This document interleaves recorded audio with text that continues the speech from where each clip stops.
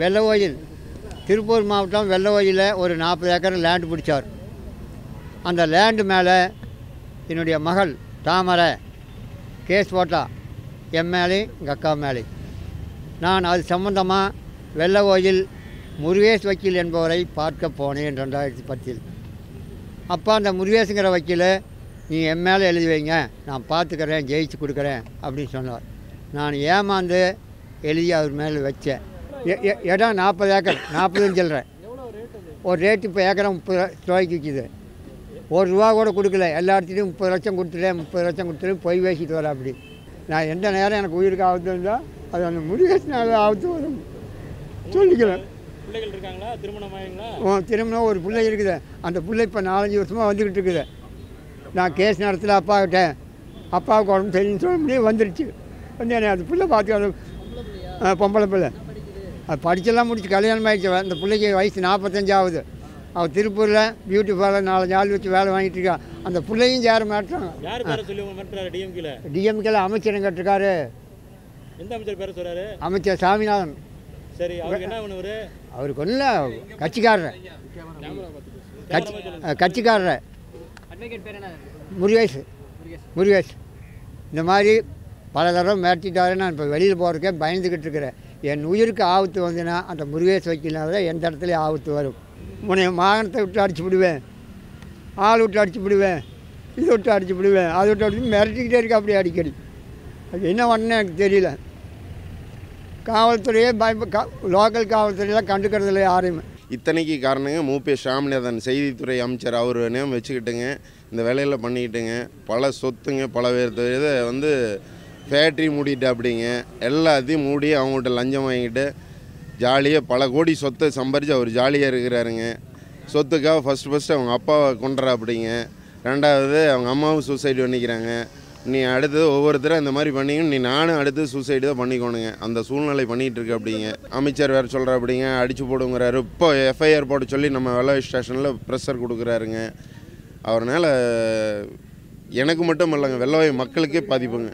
ஆனால் இவர் சொல்கிறது அமைச்சர் கேட்குறாருங்க. அமைச்சருக்கும் இவருக்கு என்ன டீலிங்னே அது கண்டுபிடிக்க முடியலைங்க.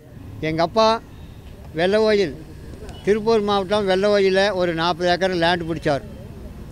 அந்த லேண்டு மேலே என்னுடைய மகள் தாமரை கேஸ் போட்டா, என் மேலேயும் எங்கள் அக்கா மேலேயும்.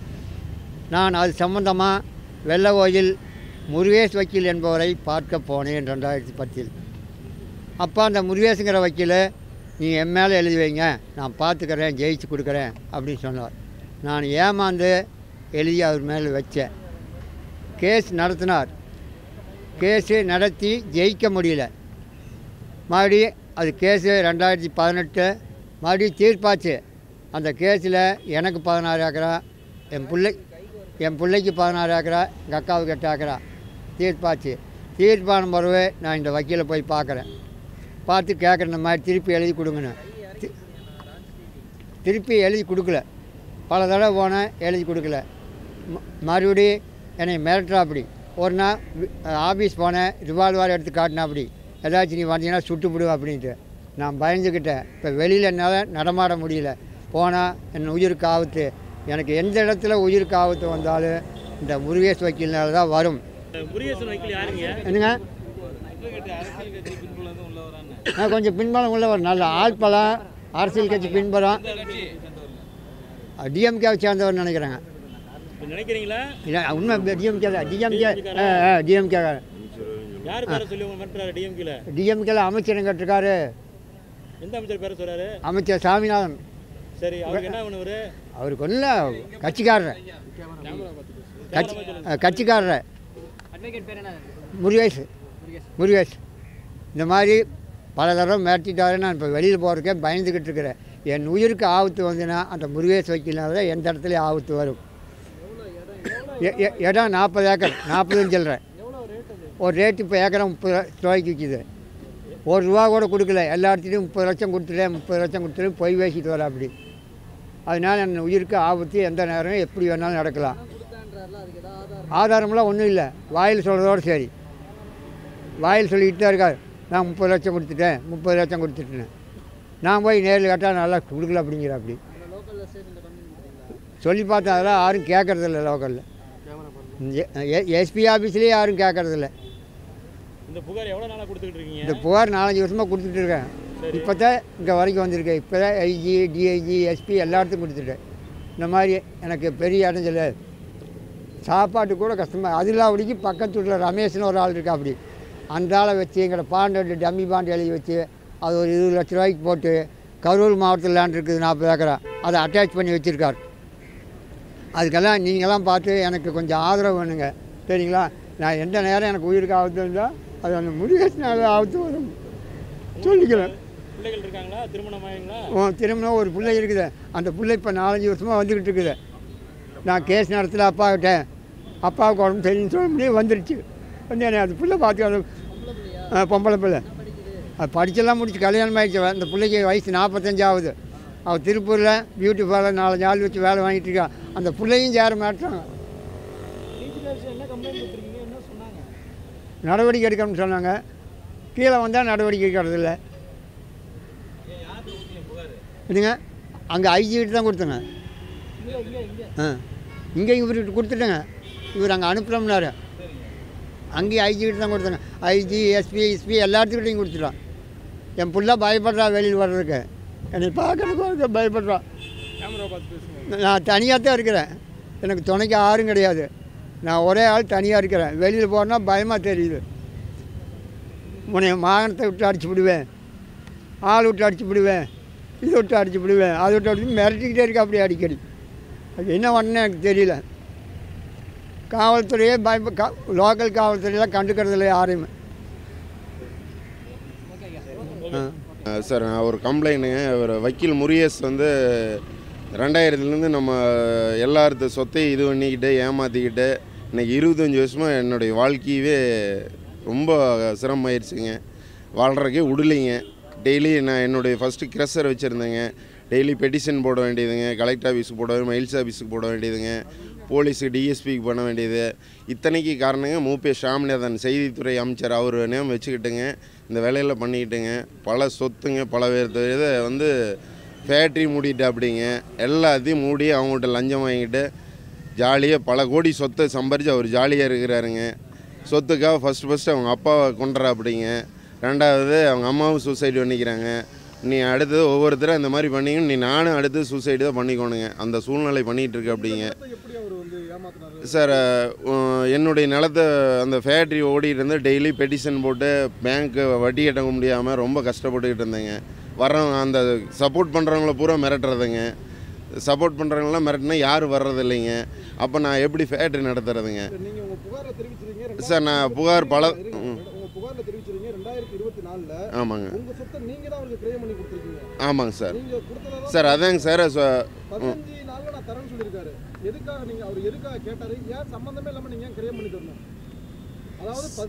சார் நான் வேற ஒர்க் ஆமாங்க சார். நான் வேற ஒருத்தருக்கு விற்கிறேங்க. அதில் வந்து 2 ஏக்கராவில் வந்து 1 ஏக்கரா வந்து விற்கிறேங்க. 3 கோடிக்கு விற்கிறேங்க. அவங்கள போய் வாங்கப்படாதுன்னு சொல்லி அவங்களையெல்லாம் மிரட்டங்காட்டி அவங்க விட்டுட்டு போயிட்டாங்க. அப்புறம் அதனால் இவர் வேற ஒருத்தர் வச்சு மறுபடியும் இது பண்ணேன். அவங்களையும் மிரட்டுற அப்படி. அப்புறம் நானே வாங்கிக்கிறேன்னு சொல்லி எங்கள் ஃபேமிலியிலெல்லாம் சொல்லி இது பண்ணி வர்ற அப்படி சரின்னு எல்லாம் விலையை முடிச்சுங்க. அது ரொம்ப பாதி ரேட்டுக்கு முடிக்கிற அப்படிங்க. அவர் சொல்கிறதே விலைங்க முடித்து இது பண்ணி உனக்கு ரிஜிஸ்டர் ஆஃபீஸுக்கு உண்டான பணத்தை கட்டிடுறாருங்க பேங்க் அக்கௌண்ட்டுக்கு. கட்டிட்டு மிச்ச அமௌண்ட்டை நான் உனக்கு ஒரு 5 நாள் கிரிமிச்சு தரேன்னு சொல்லி தரலைங்க, ஏமாற்றிட்டு அப்படி. இப்போ கேட்டால் மிரட்டுற அப்படிங்க. அமைச்சர் வேறு சொல்கிற அப்படிங்க, அடித்து போடுங்கிறாரு. இப்போ எஃப்ஐஆர் போட சொல்லி நம்ம வெள்ளை ஸ்டேஷனில் ப்ரெஷர் கொடுக்குறாருங்க. அவர்னால எனக்கு மட்டும் இல்லைங்க, வெள்ளவாய் மக்களுக்கே பாதிப்புங்க. ஆமாங்க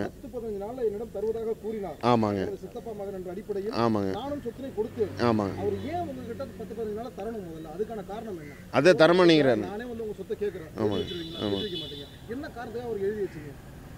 சார். அதாங்க சார், என்ன பேங்க்கெல்லாம் கட்ட முடியலைங்க. அதனால் நான் விற்றேங்க. விற்றுட்டு ஆமாங்க. அவர் கம்மி விலைக்கு தான் வாங்குறாருங்க. அவரே விலையை நிர்ணயிக்கிறாருங்க. அங்கே ஒரு 7-8 கோடி ரூபாய்க்கு போகுங்க.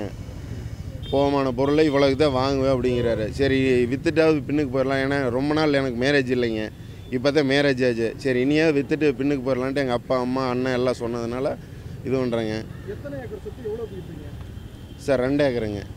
அதுக்கு முன்னாடியே அந்த ஃபேக்ட்ரி ஓடுறதுக்காக மிரட்டி 1 ஏக்கரை எழுதி கொடுத்துட்டுனுங்க 2010லிங்க. அது சும்மா எழுதி கொடுத்தனுங்க. அதாங்க சார் எந்த ஒரு சார் அது அப்புறம் என்ன பண்ணுறது, இதுவரையில் பகையாக இருந்தேங்க. இப்போ நான் மேரேஜ் ஆகாட்டி எல்லாம் சேர்ந்தேங்க, உறவாடி பண்ணிட்டேன் அப்படிங்க. சார் அங்கே 1 ஏக்கர் வந்து கிட்டத்தட்ட ஒரு 3.5 to 4 போகுங்க. ஒரு ஏக்கர் வந்து 3.5 to 4 கோடிக்கு போகுங்க. ஆனால் இவர் வாங்கினது 2 கோடி தான் அப்படிங்கிறாருங்க. இப்போ அதையும் பணம் கொடுக்கலைங்க. என்னங்க சார், அதே ரெஜிஸ்டர் ஆஃபீஸுக்கு மட்டும் கட்டி அதை இது பண்ணுறதுக்கு அப்படிங்க. பேங்க் கட்ட வேண்டிய 60 லட்சம் அவ்வளோதாங்க சார். அப்புறம் தரலைங்க. ஆமாங்க சார். அவர் முக்கிய காரணம் மூப்பே அமைச்சருங்க. அவரை செய்தித்துறை அமைச்சர் வச்சுக்கிட்டேங்க இது பண்ணுற அப்படி. நகர ஒன்றின்னு சொன்னால் அமைச்சர் கேட்குறது இல்லைங்க. இது இத்தனைக்கும் பார்த்திங்கன்னா அத்தனை ஒரு 100 டிக்கெட்டுக்கு மேலே காங்கி டிபியில் போய் சொல்கிறேங்க, இந்த மாதிரி பிரச்சனை பண்ணுறான்னு. நகரம் சொல்லி போட்டாங்க, ஒன்றியம் சொல்லி போட்டாங்க. அமைச்சர் நகரத்தையும் ஒன்றியத்தையெல்லாம் மிரட்டுறாருங்களா. அப்புறம் அதனால் அவங்க யாரும் கண்டுக்கிறது இல்லைங்க. இவர் எந்த பொறுப்பில் இல்லைங்க. இவர்னால ஒரு ஓட்டு கூட விழுவாதுங்க. ஆனால் இவர் சொல்கிறது அமைச்சர் கேட்குறாருங்க. அமைச்சருக்கும் இவருக்கு என்ன டீலிங்னே அது கண்டுபிடிக்க முடியலைங்க. அவ்வளோ உறவாக இருக்கிறாங்க. என்ன சார், எங்களுக்கு இதெல்லாம் மீட்டு கொடுக்க சொல்லி கொடுத்துருக்காங்க. அவர் இது மட்டும் இல்லைங்க சார், வெள்ள கோயில் ஃபுல்லாக எல்லாமே விசாரித்தா ஃபுல்லாக வெளியே வருங்க சார். அதான் மிக முக்கியம் அதுதாங்க சார். எனக்கு மட்டும் இல்லைங்க சார், மொத்த வெள்ள கோயில் காங்கி கோட்டு கொடுத்துருக்கேங்க சார். கொடுத்தா அவரை கீழே போலீஸ் ஸ்டேஷன் தான் வருதுங்க. அங்கே வந்து அப்புறம் இவர் செல்வாக்கு பயன்படுத்தி இது பண்ணிடுறதுங்க சார். என் பேர் பாலமுருகன்.